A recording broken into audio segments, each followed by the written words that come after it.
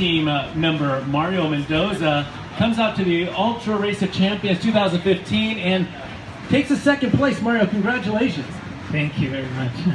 Now, when you came in here today, what did you expect about this course and what did you find?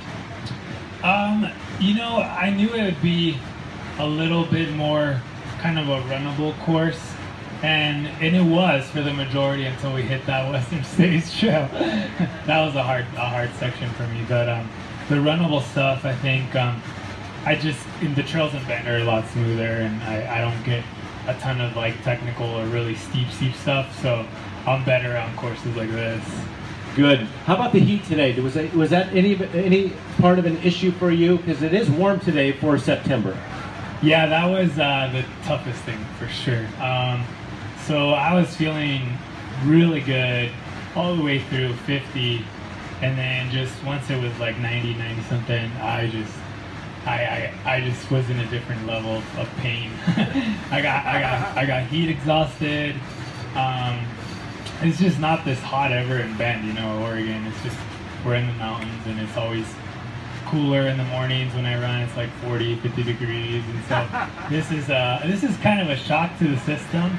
But you know, I was hoping we'd put enough ground with Justin. We were moving pretty good, so I was hoping, even though I knew I'd struggle at the end, that I'd have enough ground to close and still be second.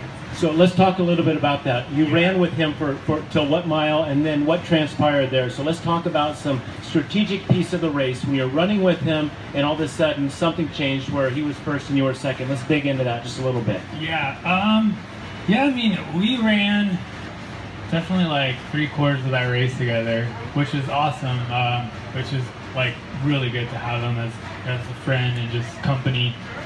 So, you know, we knew we would pull away better if we did that, so it was just good for both of us. At one section, before we hit the Western States Trail, he kind of pulled away a little bit, and then I think he started hurting, and I was doing better on the climbs, so then I closed back in, and then we went up Western States Trail together, and it wasn't until the top where it kind of flattens out and then it starts going downhill towards the cool.